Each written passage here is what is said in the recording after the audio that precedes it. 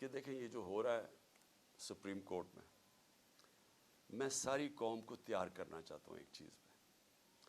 دیکھیں ایک قوم کی زندگی میں نا ایسے ایسے ٹائم آ جاتا ہے جن کو ڈیفائننگ مومنٹس کہتے ہیں, فیصلہ کن وقت.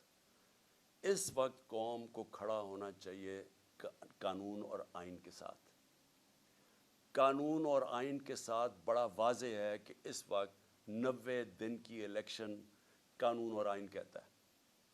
ہم نے اپنی گورنمنٹس 90 دن کے جو آئین کی شک ہے اس کے مطابق ڈیزالو کی تھی.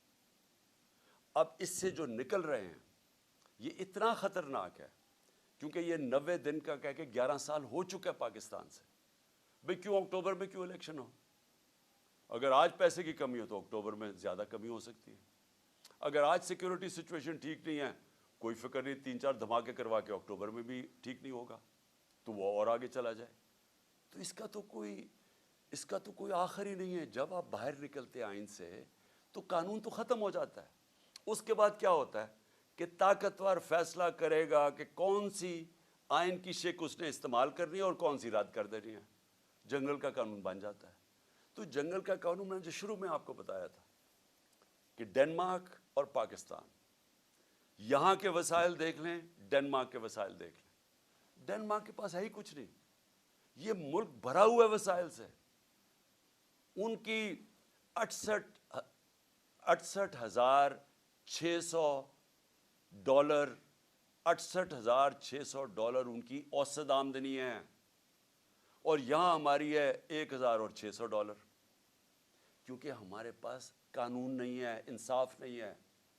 نبی صلی اللہ علیہ وسلم نے مدینہ کی ریاست میں سب سے پہلے عدل اور انصاف قائم کیا تھا, رول آف لا قائم کیا تھا. اس کے بعد خوشحالی آئی تھی. پہلے رول آف لا پھر خوشحالی. ڈنمارک اور پاکستان سامنے آپ کے, وہ خوشحال ملک ہے, یہاں غریب ملک ہے. وسائل یہاں زیادہ ہیں کیونکہ جنگل کا قانون ہے. اور یہ آپ کے سامنے جو ہو رہا ہے, جو پی ٹی ایم نے کیا ہے, یہ جنگل کا قانون ہے. اسی نواز شریف نے جو لندن میں ایک مفرور سزائے یافتہ وہاں بیٹھ کے فیصلہ کر رہے کہ جی ہم یہ مانیں گے یا نہیں مانیں گے. اب ہیں کون نہیں مانیں گے؟ اسی نواز شریف کے پاس جب کنٹیمپٹ اس کے اوپر لگنے لگی تھی جسٹس سجاد علی شاہ نے, تو ساری قوم کو پتہ ہونا چاہیے کہ اس کی کوئی تاریخ نہیں ملتی دنیا میں کہ انہوں نے سپریم کورٹ کے اوپر حملہ کیا. اور یہ جو پھر آخر میں جو ججز کو خریدا گیا کوئٹہ بینچ کو, انہوں نے پیسے چلائے تھے. میں یہ کبھی نہیں کہوں گا کہ آج ہمارے سپریم کورٹ کے معزز ججز کے اوپر پیسہ چل رہا ہے, میں یہ کبھی نہیں کہوں گا. اور میں جانتا ہوں دونوں طرف ایسے ججز ہیں جن کی بڑی ہائی ریپوٹیشن ہے, اس ملک میں رسپیکٹ ہے, ہم رسپیکٹ کرتے ہیں ان کی.